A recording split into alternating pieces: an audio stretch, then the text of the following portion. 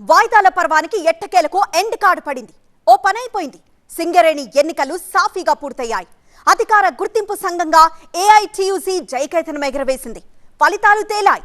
కానీ ఇంకా కొన్ని ప్రశ్నలు మిగిలే ఉన్నాయి. గని పాఠం నుంచి నేర్చుకోవాల్సిన గుణపాఠాలేంటి? సింగరేణి విజేత ఏఐటియుసి. నల్ల బంగారు లోకల్లో ఎర్ర జెండా రెపరెపలు. ఓవైపు మళ్లీ గట్టి పట్టు సాధించిన కామ్రేడ్ నిప్పురవ్వలు, మరోవైపు డివిజన్లలో పైచేయి సాధించిన దక్కని పగ్గాలు. ఫిర్బీ ఆనందమేగా. గెలుపోటముల ఫ్రేమ్లో టీజీబీఎస్ జాడేది. సింగరేణి ఎలక్షన్ సాధారణ ఎలక్షన్లను తలపించాయి. హోరాహోరీ ప్రచారం సాగింది. 10 ఏళ్లు పగ్గాలు చేపట్టిన టీజీబీఎస్ అసెంబ్లీ ఫలితాల ఎఫెక్ట్ తో సైడ్ అయిపోయింది. ఇక అసెంబ్లీ ఎన్నికల్లో పొత్తులతో కలిసి నడిచిన కాంగ్రెస్, కామ్రేడ్స్ సింగరేణిలో చురకత్తుల్లా పోటీ పడ్డారు, సవాళ్లు విసురుకున్నారు. ఐఎన్టీసీ అనేది సర్కారు సంఘం గెలిస్తే కార్మికులకు లాభం కాదు, గవర్నమెంట్కి లాభం. రాజకీయ ఎన్నికలు సింగరేణిలో పోల్చకూడదు, ఎందుకంటే రాజకీయ జోక్యమే ఉండకూడదు. నిన్నటిదాకా ఐఎన్టీసీ వాళ్ళు కూడా సింగరేణిలో రాజకీయ జోక్యం ఉండకూడదు అన్నారు. కార్మికుల పక్షాన వాళ్ళు ఉన్నట్టయితే వాళ్ళు వేరే వాళ్ళ సపోర్టింగ్ తీసుకుంటారు.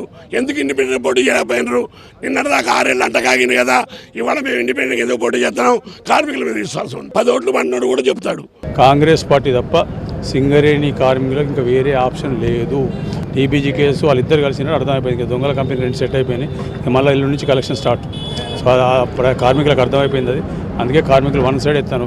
ఎట్లయితే మన అసెంబ్లీలో సింగిల్ 1 సైడ్ వారు ఉంది, ఇప్పుడు ఇది కూడా 1 సైడ్ వారే. కార్మికుల కోసం రక్తాన్ని అర్పణ చేసినటువంటి వాళ్ళు ఏఐటీసీ వాళ్ళైతే వాళ్ళ రక్తాన్ని పీడించి తాగిన జలగల్లాగా, రాక్షసుల్లాగా తాగిన వాళ్ళు ఎవరైనా ఉంటే ఆనాడు ఐఎన్టీసీని వదిలి టీబీజీకేలోకి వచ్చి మళ్ళీ టీబీజీకేని వదిలి ఇవాళ ఐఎన్టీసీలో పోయినటువంటి వాళ్ళు. అందుకని ఐఎన్టీసీలో ఉన్నటువంటి క్రింది స్థాయి వాళ్ళు కూడా ఈ దొంగల నాయకత్వంలో మేము పనిచేయలేమని ఏఐటీసీకి వేస్తున్నారు. టీబీజీకి వాళ్ళు కూడా మేము ఈ సంస్థను బతికించాలంటే ఏఐటీసీకి వేయాలని వేస్తున్నారు. ఫలితం తేలింది. 11 డివిజన్లలో 6 ఐఎన్టీయూసీ కైవసం చేసుకుంది. 5 డివిజన్లలో ఏఐటీయూసీ పట్టు సాధించింది. ఓవరాల్ ఓట్ల లెక్క ప్రకారం సింగరేణి అధికార గుర్తింపు కార్మిక సంఘంగా ఏఐటీయూసీ జయకేతనం ఎగరవేసింది.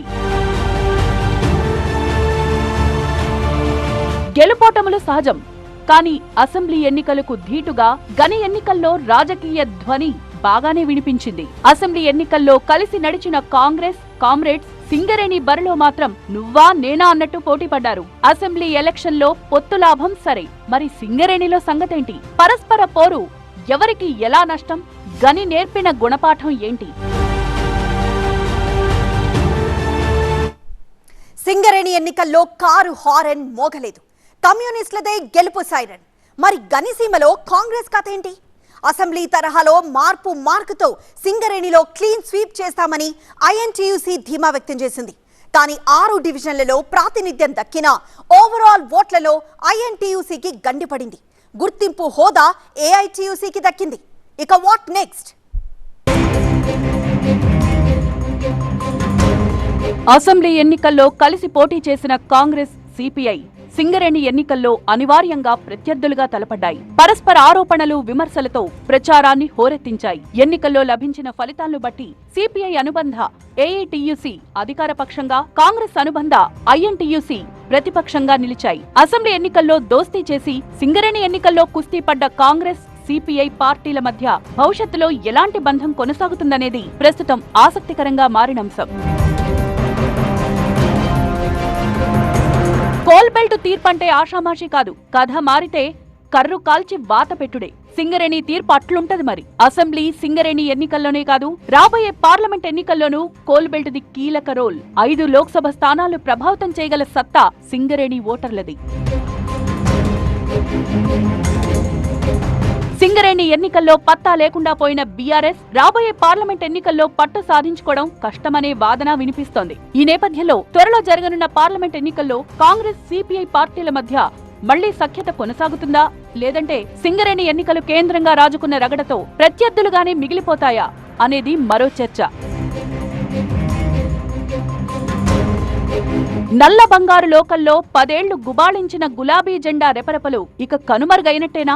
అసెంబ్లీ ఫలితాల క్రమంలో సింగరేణి ఎన్నికలపై బీఆర్ఎస్ అంతగా ఫోకస్ పెట్టలేదు. అగ్ర నాయకులు ముగ్గురు యూనియన్ కు రాజీనామా చేశారు. ఆ తర్వాత ఎన్నికల్లో పోటీ చేయడమే అంటూ యూనియన్ అధినేత్రి ప్రకటన జారీ చేశారు. అప్పటికే యూనియన్ పరిస్థితిని ఊహించి పలువురు దూరం కాగా ఉన్న కొంతమంది క్యాడర్ కూడా అయోమయానికి గురి కావాల్సి వచ్చింది. ఈ క్రమంలో టీబీజీకేఎస్ కార్యకర్తలంతా చెల్లాచెదరైపోయారు. సీన్ కట్ చేస్తే సింగరేణి ఎన్నికల్లో టీబీజీకే సాధించిన మొత్తం ఓట్లు 1298. అంటే 10 ఏళ్లలో ప్రథమ స్థానంలో ఉన్న ఈ యూనియన్ ప్రస్తుత ఎన్నికల్లో 4వ స్థానానికి పడిపోయింది.